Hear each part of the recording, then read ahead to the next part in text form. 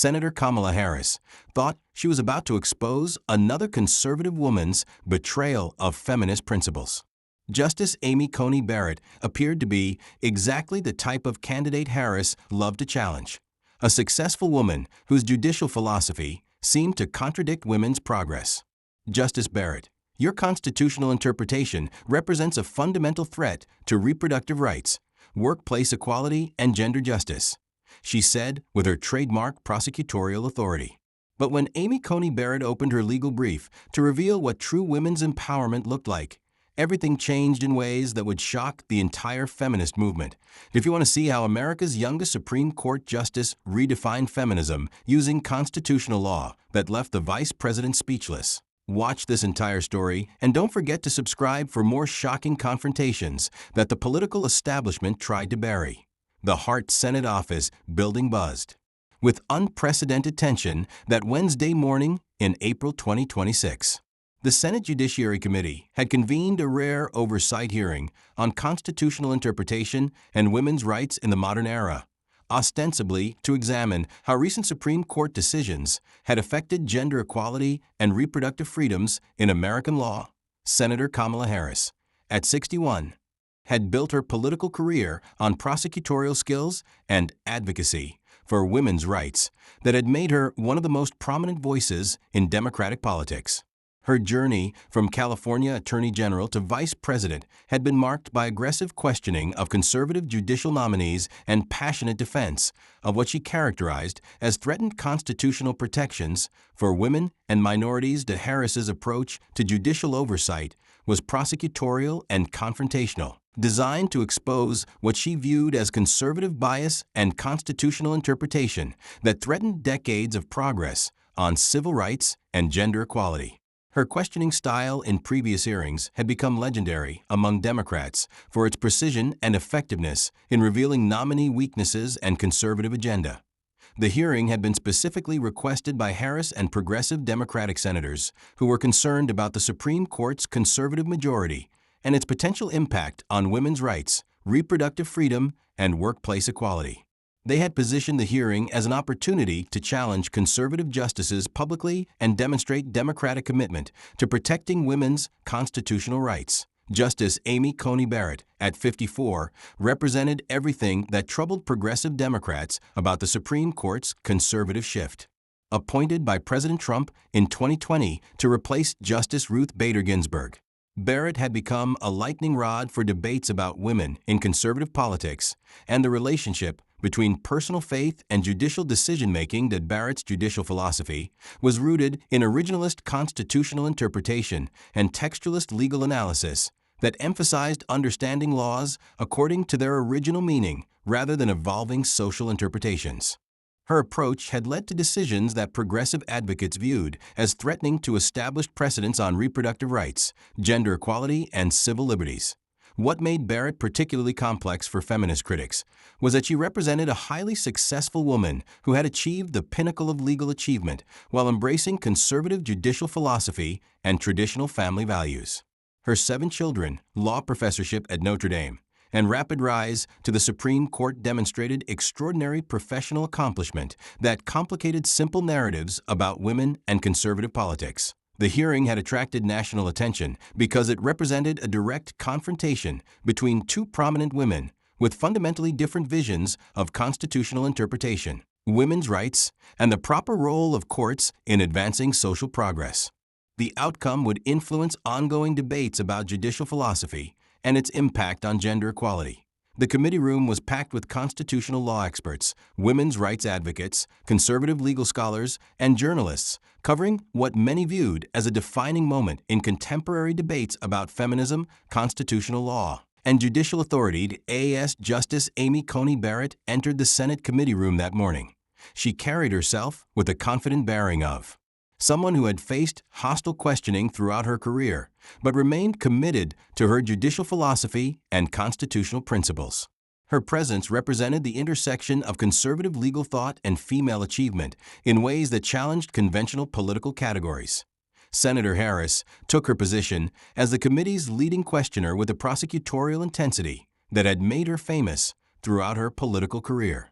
Her approach was designed to expose what she viewed as contradictions between Barrett's success as a woman and her judicial philosophy's impact on women's rights. Harris's opening was calculated to establish the fundamental tension between Barrett's personal achievements and her judicial decision-making's effect on other women's opportunities and constitutional protections.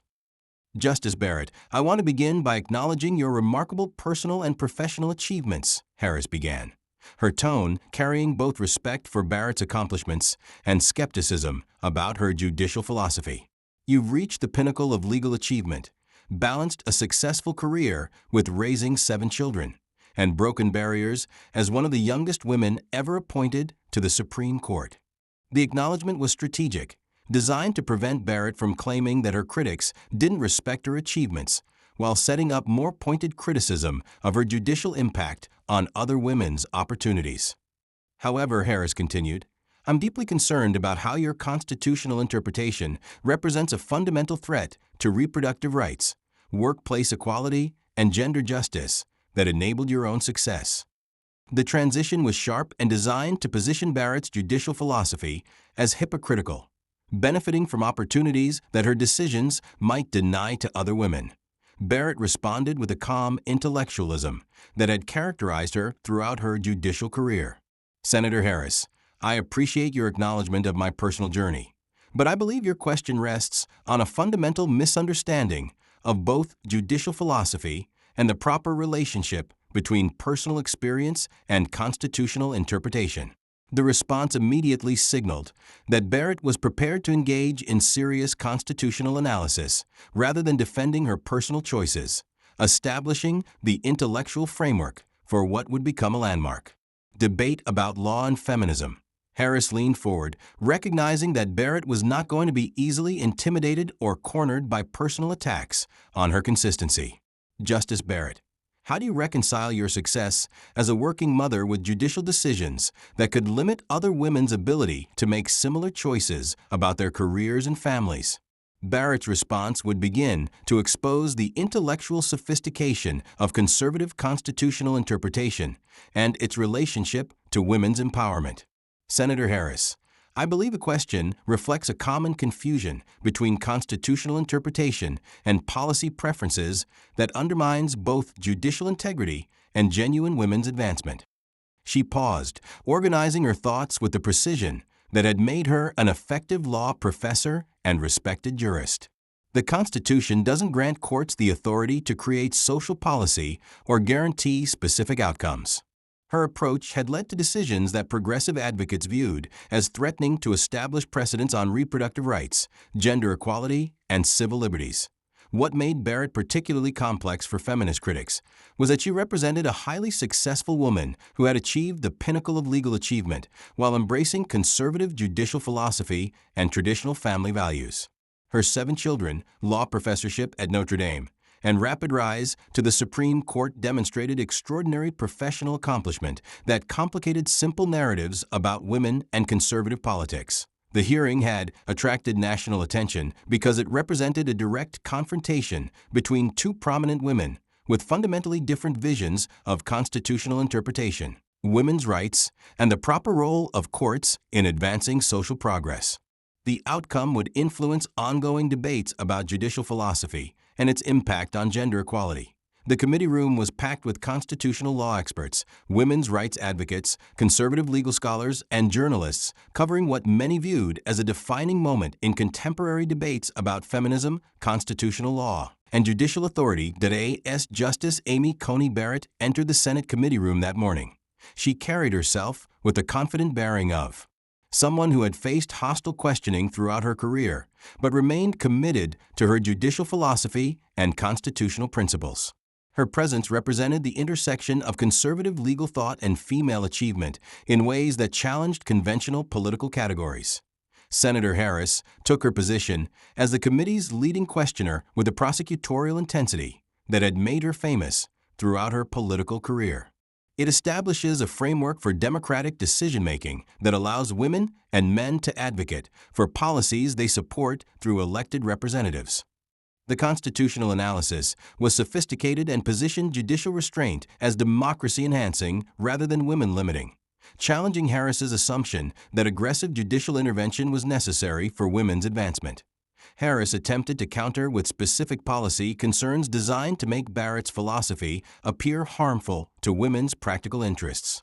Justice Barrett, when courts refuse to protect women's constitutional rights, it forces women to fight the same battles repeatedly rather than building on established progress. Barrett's response would deliver a devastating critique of this approach while articulating an alternative vision of women's empowerment. Senator Harris, I respectfully disagree with both the premise and the conclusion of your argument. Sustainable progress for women or any group comes through democratic consensus building and legislative action, not through judicial decisions that circumvent the democratic process. She pulled out legal materials that she had clearly prepared extensively for this constitutional discussion.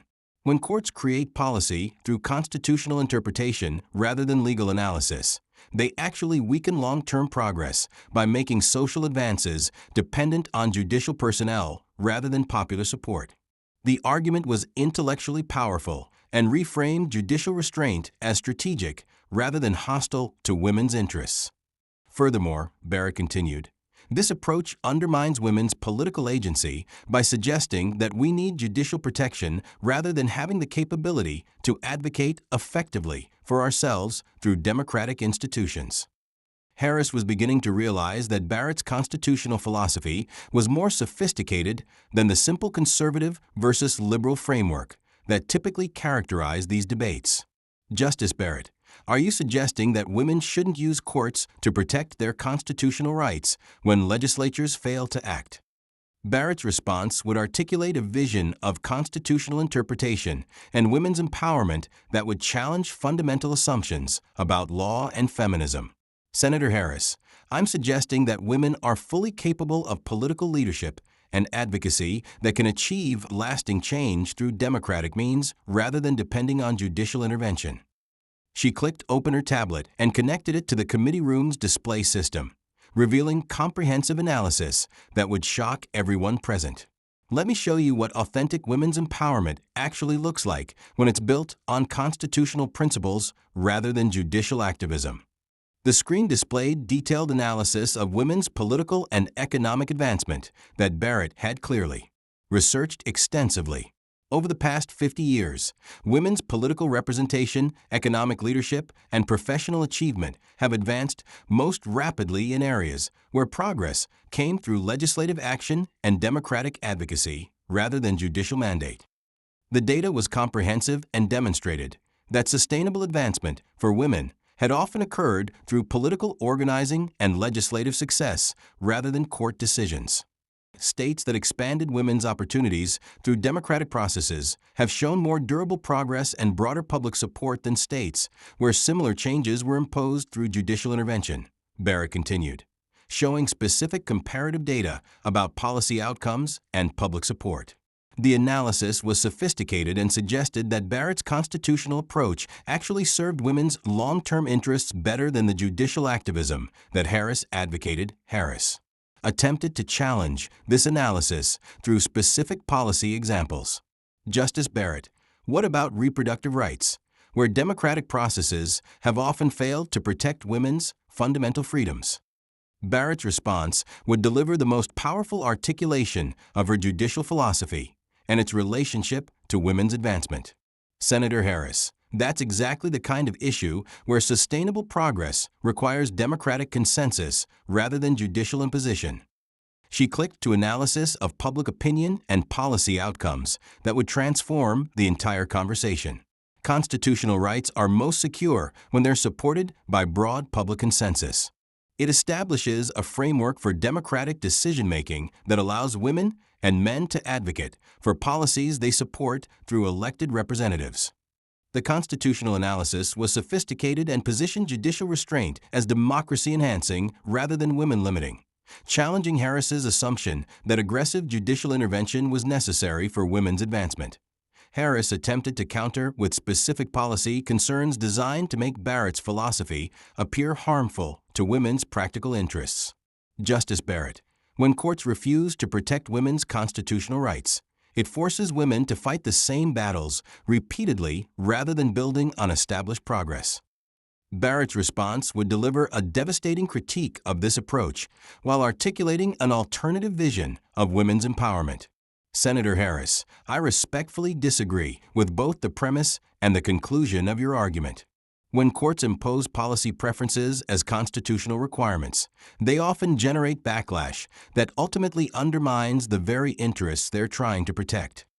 The political analysis was astute and demonstrated Barrett's understanding of how judicial activism could actually harm long-term advancement of women's interests by provoking political opposition. Moreover, Barrett continued, treating women as a special class that requires judicial protection rather than recognizing our full political agency actually reinforces paternalistic assumptions about our capabilities and undermines genuine equality. The feminist argument was unexpected and powerful, positioning judicial restraint as more respectful of women's capabilities than the protective approach that Harris advocated. Harris was now facing constitutional and feminist arguments that challenged her fundamental assumptions about law and women's advancement. Justice Barrett, how do you respond to critics who argue that your approach abandons women who lack political power to influence legislative processes? Barrett's final response would revolutionize the conversation about constitutional interpretation, feminism, and women's empowerment. Senator Harris, I believe that argument fundamentally underestimates women's political capabilities and creates a false choice between judicial protection and political empowerment. She clicked to her most powerful presentation, showing women's political achievements and advocacy success. Women are not victims requiring judicial rescue. We are political actors fully capable of building coalitions, winning elections, and creating lasting policy change through democratic institutions. The screen displayed comprehensive data about women's political leadership, advocacy organization, and policy achievements that demonstrated the effectiveness of democratic rather than judicial approaches to advancement. When we build progress through democratic means, we create sustainable change that has broad public support and can't be easily reversed by future court decisions. Barrett concluded, that's not just better constitutional law. It's more empowering for women because it recognizes our full capabilities as political leaders rather than treating us as dependents of judicial protection. The argument was intellectually devastating and completely reframed the relationship between constitutional interpretation and women's advancement, positioning judicial restraint as more feminist than judicial activism. Harris sat in silence for a moment, processing arguments that challenged her fundamental assumptions about law, politics, and women's empowerment. Barrett had not just defended her judicial philosophy, but had articulated a vision of feminism that was simultaneously conservative and empowering. Justice Barrett, Harris said finally, your analysis is more sophisticated than I anticipated, and it raises important questions about strategy and long-term advancement that deserve serious consideration. The admission represented a significant shift from Harris's initial confrontational approach and demonstrated the intellectual power of Barrett's constitutional and feminist analysis. The hearing concluded with other senators asking follow-up questions, but the exchange between Harris and Barrett had become the defining moment that would influence future debates about constitutional interpretation, women's rights, and judicial philosophy. Within hours, clips of the exchange were viral across all platforms, with legal scholars and political analysts praising Barrett's intellectual performance and the sophistication of her constitutional arguments. Feminist writers began publishing articles examining Barrett's challenge to traditional liberal approaches to women's advancement. The confrontation became a watershed moment in constitutional and feminist thought, demonstrating how conservative judicial philosophy could be compatible with women's empowerment when properly understood and articulated. Coney Barrett had not only defended her judicial approach, but had contributed to important debates about constitutional interpretation, democratic governance, and authentic women's advancement. Kamala Harris had encountered constitutional and feminist arguments that challenged her assumptions while demonstrating the complexity of modern debates about law and gender equality. The exchange proved that intellectual rigor and constitutional principles could provide more empowering frameworks for women's advancement than simple political advocacy, and that conservative women could contribute meaningfully to feminist thought when their ideas were evaluated on their merits rather than dismissed based on political categories.